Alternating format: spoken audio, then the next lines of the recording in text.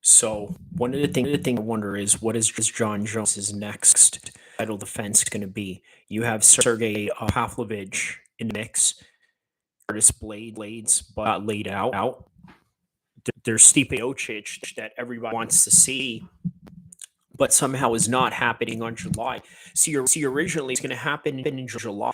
Was just going to be Yair Rodriguez with Volkanovski as the co-main event. Now they got bumped up as the main event, and Jon Jones going to take that spot with Stipe. Now, for whatever reason, Stipe is just not able to take a fight right now. Maybe because of his duties as fireman, or that has something to do with it. Maybe it's just the fact Jon Jones is not ready. Maybe he just wants to chill for the summer and wait later on. But less.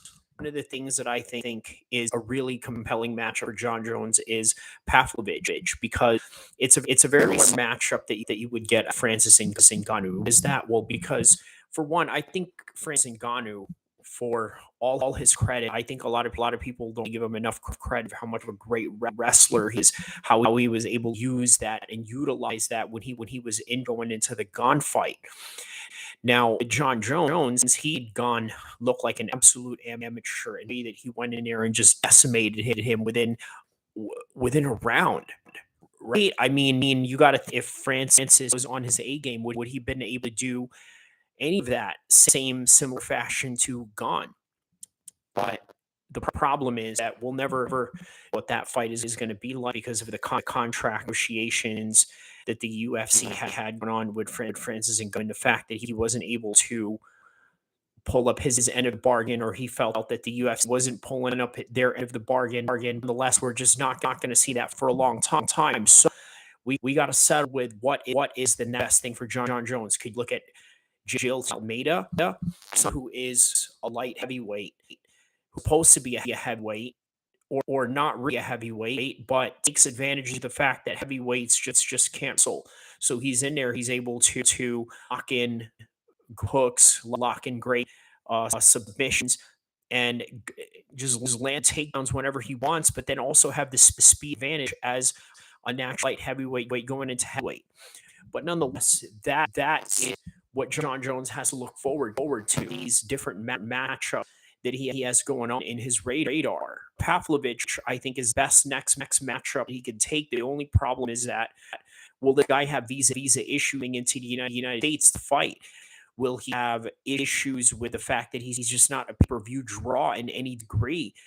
Or is Steve going to jump in out of nowhere and take the spot that he was supposed to take originally? But this is what's great about this sport, is that you never know what's come about with all these different matchups, and especially in the heavyweight division right now, it's not stack division that it can be, but it's getting better because, like I said, I've mentioned names like Jilton Almeida, Pavlovich, have all these other heavyweights coming into the fold. You have Tom Aspinall, who by the way bars with Tyson Fury in boxing and had jiu-jitsu once of it, had a little bit of that lackluster loss against Curtis Blades when he was headlining for, UFC London. Well, now he's coming back, and he's going to be a mix of those heavyweights that could potentially challenge Jon Jones. But nonetheless, you just never know how these matchups are going to go, or who's going to get signed up matchup. And none of the matchups are guaranteed. I've seen in the recent times with the Beneil Dariush situation. He was on 8-fight winning streak and was supposed to get the title shot. Then here he is. He takes on a legend and a former champion Oliveira, and then Oliveira just goes out and starts him. Similar to John Fitch, he's been a great 170 gatekeeper in the top five for a long time with his era, but then out of nowhere, Johnny Hendricks knocks him out, and George St. Pierre never gets his rematch against him, which by the way gave George St. Pierre the toughest fight in his entire career. I'm talking about John Fitch, but that's just how it goes. You just never know how any of these are going to unfold in the world and in the business of mixed martial arts and sports in general. But that's why I call it the theater of the unknown. And by the way, as I end this live right now, please go check out my video why the generation needs Errol Spence versus Crawford that is going to premiere right now.